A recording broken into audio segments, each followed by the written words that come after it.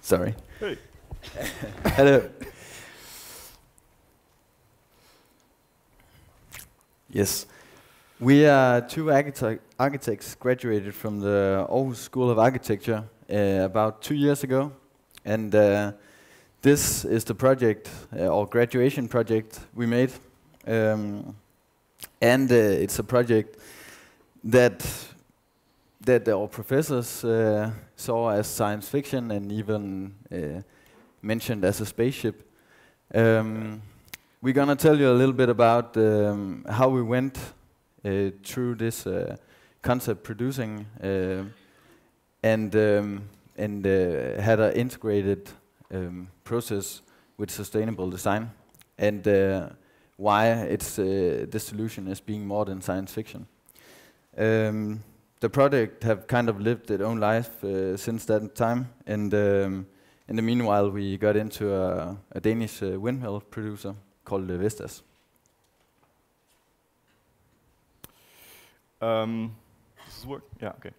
In the beginning, we were very interested in the zeppeliners of the 20s and 30s, and then but we thought they kind of died out. But we found out when we were researching that they hadn't. I mean, there was all these concepts and all these ideas of different ways to do this. To utilize this technology. But it actually they just got taken over by the plane industry during the Second World War. But the real problem there was that everyone thought that. Is that video down? Oh, shit. It's up in the middle. What? Yeah. All right. Just go to the next line. All right. Well, the problem really was that everyone thought that the Hindenburg, the airships died. Then, no one could ever come back from that. But now combustion engine plane travel is getting so expensive, and everything is kind of upside down. But we wanted to get into this airship technology, but we needed a reason to really why. I mean, it's an application. Yeah. So let's start what we look at here. It's a picture from the windmill industry, or also called the wind turbine industry. It's about 30 years ago, where the industry was in the beginning.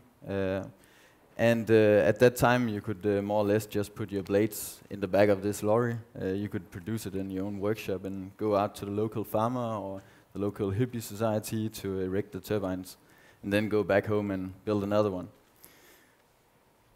But the situation have changed a lot in those 30 years, and it's not at all the same situation the wind industry is facing now. The turbines is getting extremely big, and it's actually becoming a restriction of where you can actually transport them and erect them.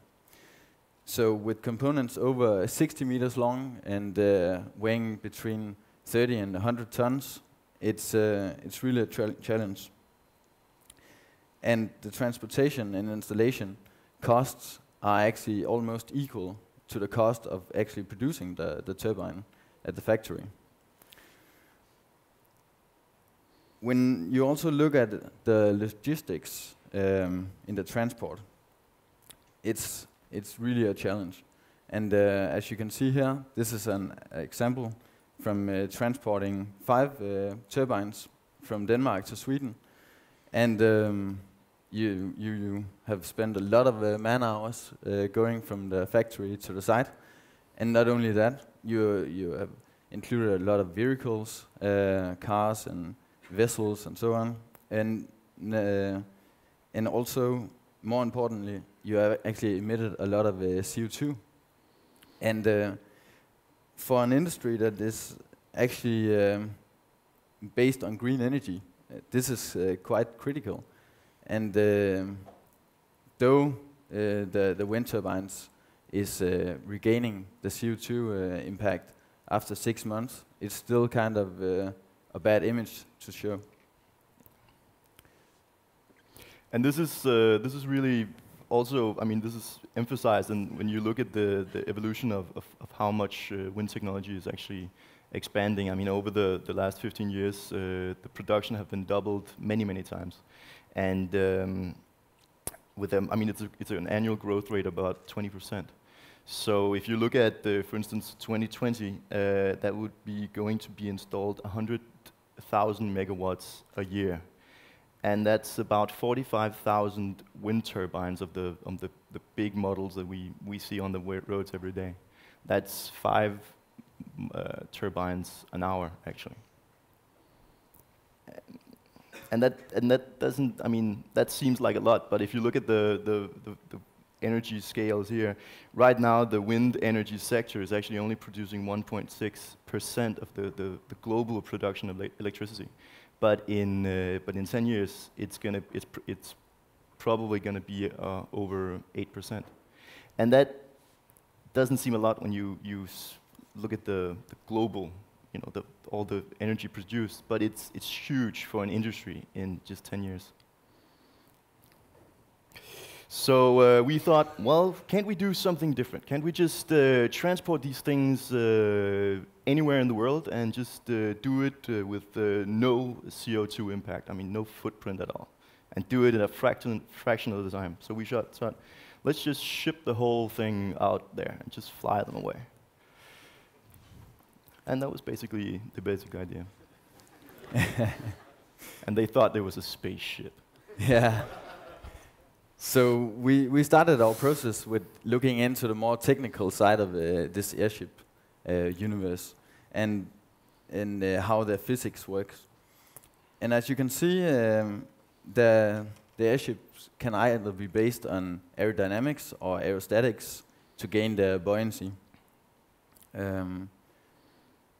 Yeah, maybe we should tell that we based our airship on the more or less the aerodynamics. Well, it's actually both. It's both an airship, but it also, you know, it's shaped like a wing, so it gets stability and buoyancy from the aerodynamics as well. Yeah.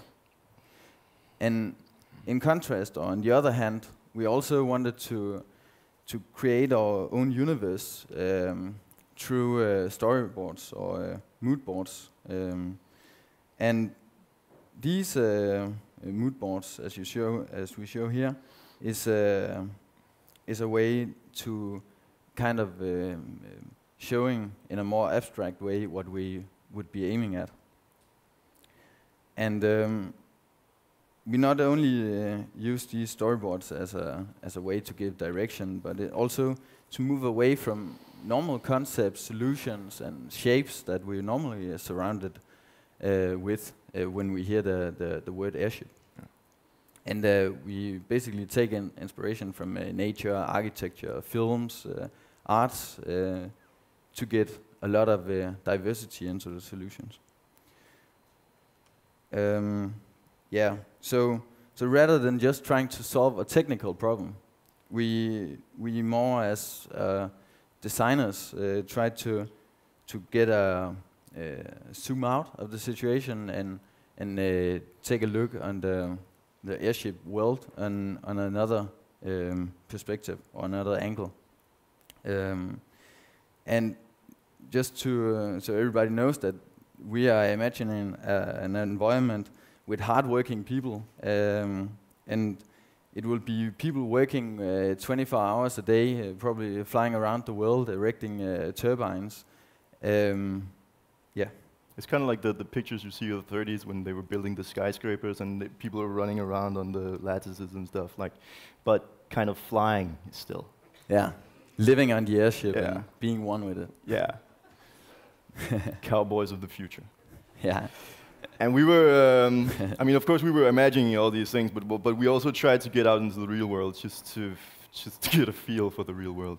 You know, sometimes we need that. So we took a trip down to the south of Germany, and because that's where they used to build the old zeppeliners, and there's a really great museum there, and it's fantastic. And there actually is also a daughter company of the old company that started building smaller zeppeliners again, and we went to visit them and, you know, talk to them, and but we couldn't get a ride on the airship because it was too expensive. Yeah.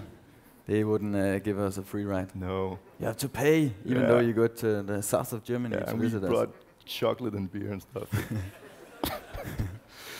But we also tried to go down to the harbor in Aarhus, and they were shipping all these blades and stuff, and just seeing the scale of these things, it's enormous. I mean, it's fantastic, and these people are really so dedicated and talented in moving this shit around. Yeah, working on Sundays and all weekends if the components need to be shipped and so on. Yeah.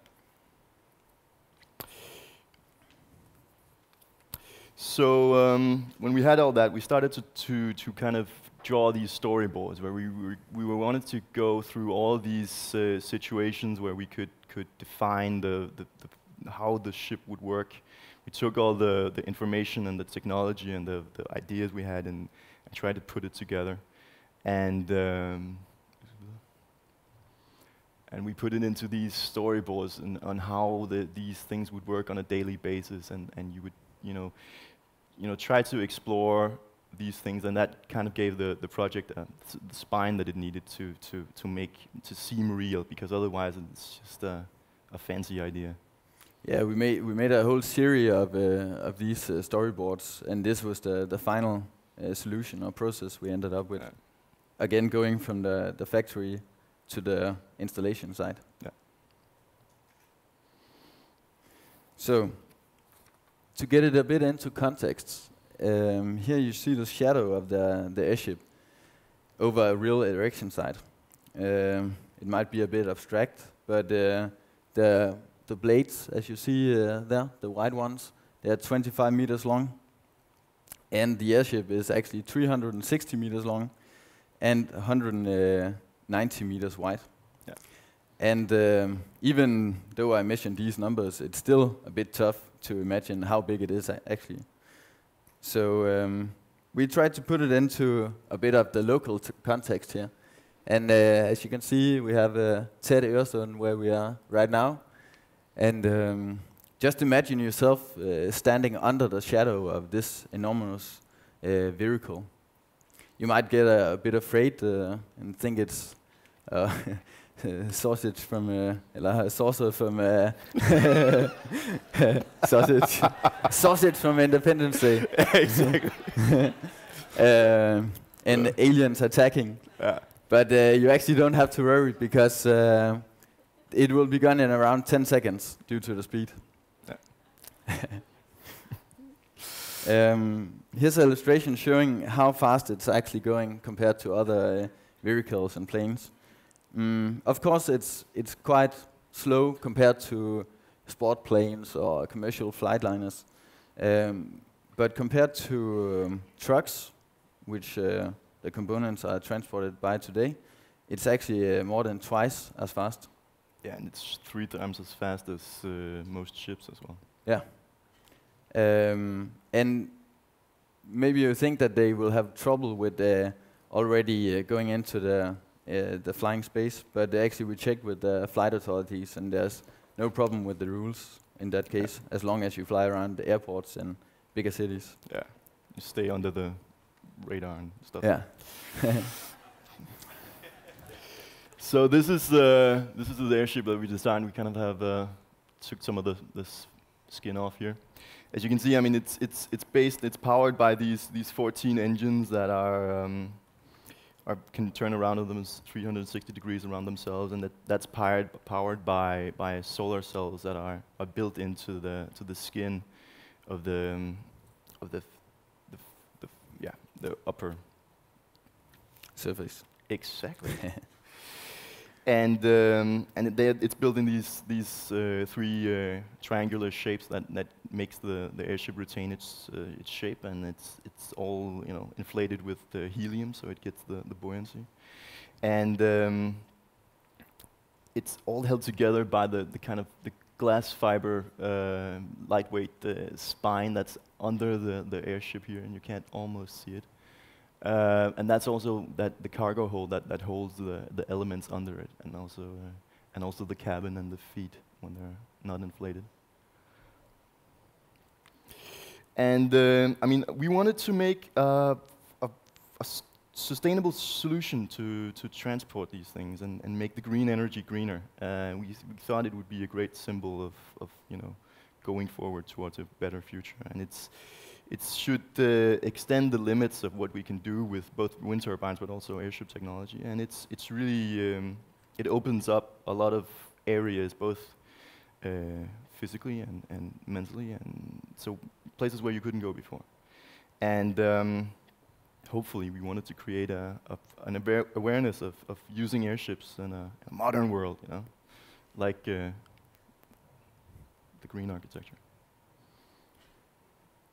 But of course there's other uses, and so let's take a focus or a perspective away from the wind turbine transport.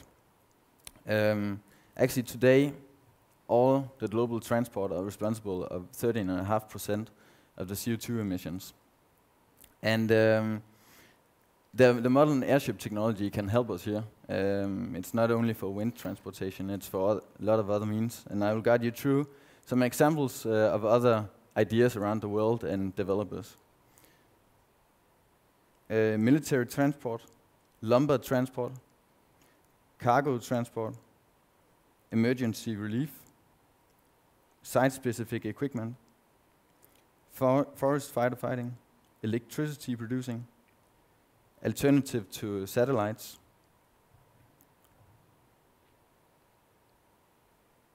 and people transportation, cruise events, flying hotels, personal yachts,